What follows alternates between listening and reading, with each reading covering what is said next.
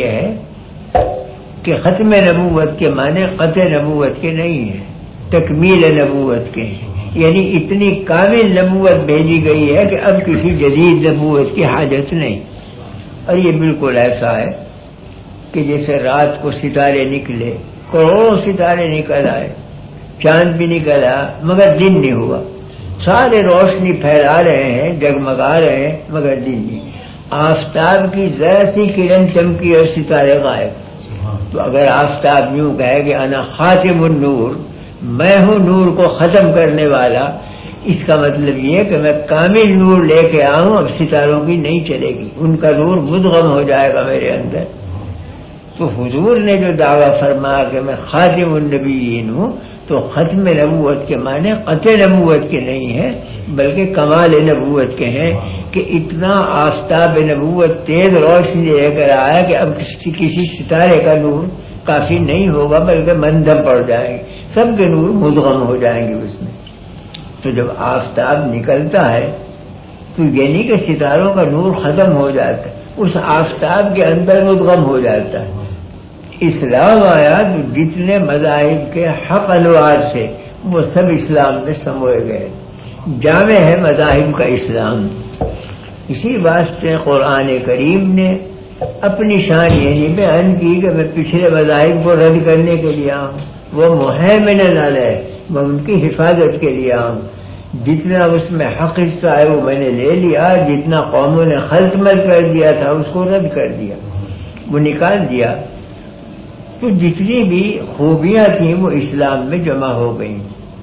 تو نبوت جامع النبوات ہے، اسلامی شریعت جامع الشرائع ہے، اسلامی کتاب قرآن جامع الکتب ہے۔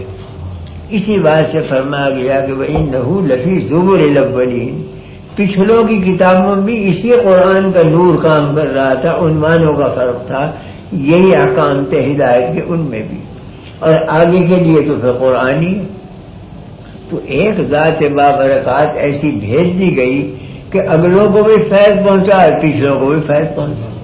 پچھلوں کی طرف نورانیت بڑھی تو انبیاء بنتے چلے گئے، اگلوں کی طرف بڑھی تو اولیاء بنتے چلے گئے، ہے ایک ہی نور کا فیض سب جگہ۔ اس پہ مجھے ایک حکایت یاد آ گئی کہ بعض اہل اللہ نے کچھ خواب یا نیم کشف، اس میں دیکھا کہ دربار ہے نبی کریم صلی اللہ علیہ وسلم کا، آپ کے دائیں بازو پر تمام انبیاء جمع ہیں اور بائیں بازو پر اس امت کے سارے علماء جمع ہیں، اور دربار مکمل ہے بالکل، اور سب مراقب اور گردن جھکائے ہوئے بیٹھے ہیں۔ تو موسیٰ علیہ السلام کھڑے ہوئے انبیاء کی جماعت سے اور کیا کہ یا رسول اللہ یہ حدیث آپ ہی کی ہے کہ علماء امتی کا انبیاء بنی اسرائیل، میری امت کے علماء ایسے ہوں گے جیسے بنی اسرائیل کے پیغمبر ہوتے ہیں۔ تو موسیٰ علیہ السلام کو یہ خلجان تھا کہ کہاں نبی کہاں امتی کے نسبت خاکرہ بعالم پاک، امتی کو یہ کہنا کہ وہ مشابہ نبی کے سمجھ میں نہیں آئی، تو اس لیے عرض کیا کہ یا رسول اللہ یہ آپ ہی کی حدیث ہے کہ میری امت کے علماء انبیاء بنی اسرائیل کی طرح ہوں گے؟ فرمایا میری حدیث، حالانکہ روایتاً اس میں کلام کیا گیا ہے، سند اس کی ضعیف ہے، لیکن باوجود ضعیف ہونے کے علماء اس سے استدلال کرتے رہے، اس لیے کہ اس مضمون کی دوسری روایتیں عنوان بدلا ہوا ہے، تو ایک مضمون کی روایت مختلف عنوانوں سے اگر کئی سندوں سے آئے وہ حکم میں حسن کے بن جاتی ہے، قوت پکڑ لیتی ہے۔ تو یہ مضمون چونکہ اور روایتوں میں بھی ہے، اس بات سے اس کی سند کا ذوق منجبر ہو جاتا ہے دوسری سندوں سے۔ تو آپ نے فرمایا کہ ہاں میری حدیث۔ موسیٰ علیہ السلام نے عرض کیا کہ حضرت اگر اجازت ہو کسی عالم کا امتحان لوں، ہمارا جس کا جی چاہے۔ تو ان کی نگاہ پڑی امام غزالی کے اوپر، علماء کی جماعت میں بڑے امام ہیں، بہت بڑے عالم، اشارہ کیا، امام غزالی فوراً ادب کے ساتھ حاضر ہوئے اور ہاتھ باندھ کے کھڑے ہو گئے۔ موسیٰ علیہ السلام فرمایا مسمک، کیا نام ہے تمہارا؟ انہوں نے کہا محمود ابن فلاں ابن فلاں ابن فلاں آدم علیہ السلام تک سارا نسب نامہ پڑھ دیا۔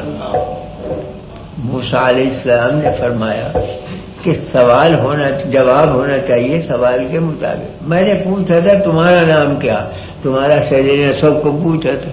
جو عالم اتنا بھی نہ سمجھے کہ سوال کس چیز کا کیا جا رہا ہے اسے فہیم کہیں گے، یہ کیا الٹے فہم کی بات کی۔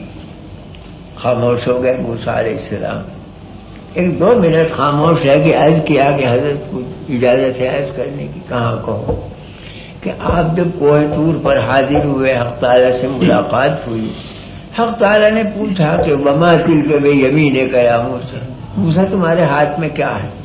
آپ نے جواب دیا ہے عصای اتوکل علیہا واہش بہا علی غنمی ولی فیہا مآرب اخری، یہ میری لاٹھی ہے، کبھی بکریاں چراتا ہوں، کبھی ٹیک لگاتا ہوں، اس میں اور بھی منافع ہیں۔ تو وہ تو لاٹھی کو پوچھا گیا تھا، لاٹھی کا نسب نامہ تو نہیں پوچھا گیا تھا کہ اس میں کیا فوائد ہیں اور کیا کام ہوتے ہیں۔ موسیٰ علیہ السلام مسکرائے، فرمایا رسول اللہ بالکل صحیح ہے آپ کا یہ فرمانا کہ علماء امتی کا انبیاء بنی اسرائیل۔ یہاں ذرا سا یہ شبہ ہوتا ہے کہ امام غزالی نے ایک درجے میں الزام قائم کر دیا موسیٰ علیہ السلام کہ اگر میرا یہ جواب غلط ہے تو معاذ اللہ آپ کا بھی جواب غلط، اور نبی کے بارے میں یہ سمجھنا کہ ان کا جواب غلط ہے تو کفر ہے۔ تو امام راضی نے غزالی نے جرأت کیسی کی کہ الزامی جواب دیا، لیکن غور کیا جائے تو یہ الزام نہیں بلکہ اتباع تھا۔ اس کا حاصل یہ تھا کہ جب آپ کوہ طور پر گئے اور اللہ تعالیٰ نے پوچھا ہاتھ میں کیا ہے، تو محبوب حقیقی سامنے ہے اور عاشق حقیقی سامنے ہے۔ عاشق یہ چاہتا ہے کہ جتنی دیر لگے، جتنی ہم کلامی کا شرف ہو، لوٹ لو اسے۔ میری کہاں ایسی قسمت کہ اللہ میرے سامنے ہو، بندہ حاضر ہو، کلام ہو رہا ہو، جتنا طول دو کلام کو تو میرے لیے سعادت ہی سعادت ہے۔ اس لیے انہوں نے کہا کہ یہ لاٹھی ہے، کبھی ٹیک لگاتا ہوں، کبھی یہ کرتا ہوں، کبھی یہ، اور ولی فیہا مآرب اخری، اور بھی فائدے گیا فرما میں تو اور بیان کروں تاکہ کلام طویل ہو اور شرف صحبت زیادہ سے زیادہ ملے۔ تو امام غزالی نے بھی یہی وسیلہ اختیار کیا کہ اولو العزم پیغمبر سامنے ہے، میں خادم اور امتی، کہاں میں اور کہاں پیغمبر۔ مجھ سے کلام کرے موسیٰ علیہ السلام، جتنا طول دے سکوں کلام کو اور شرف صحبت مل سکے اتنا ہی میرے لیے سعادت ہے۔ اس واسطے انہوں نے طول دیا تاکہ شرف صحبت زیادہ سے زیادہ میسر آئے، اور موسیٰ علیہ السلام سمجھ گئے۔ فرمایا رسول اللہ حدیث بالکل حق ہے آپ کی، علماء امتی کا انبیاء بنی اسرائیل۔ تو بہرحال اس امت کو چونکہ خاتم الامت کہا گیا ہے، اور قرآن چونکہ آخر الکتب ہے اور نبی آخر الزماں ہے، اس لیے ایک ہی نبوت کافی ہوگی۔ جب آفتاب نکل آتا ہے تو مغرب تک صرف آفتاب کافی ہوتا ہے، کوئی ستارہ جم نہیں سکتا سامنے آ کے، اور جب رات آئے گی تو وہ قیامت کی صبح ہوگی، اس میں پھر ضرورت نہیں دین کی، وہ ختم ہو جائے گا، دین بھی دنیائی ساری ختم ہو جائے گی۔ تو یہی امت چلنے والی ہے اخیر تک۔ اس لیے جو کام انبیاء کرتے تھے وہ علماء کے سپورٹ کیا گیا۔ اس سے کوئی اس امت کی فضیلت معلوم ہوئی کہ ہیں تو علماء مگر کام وہ کیا جو نبیوں کا ہوتا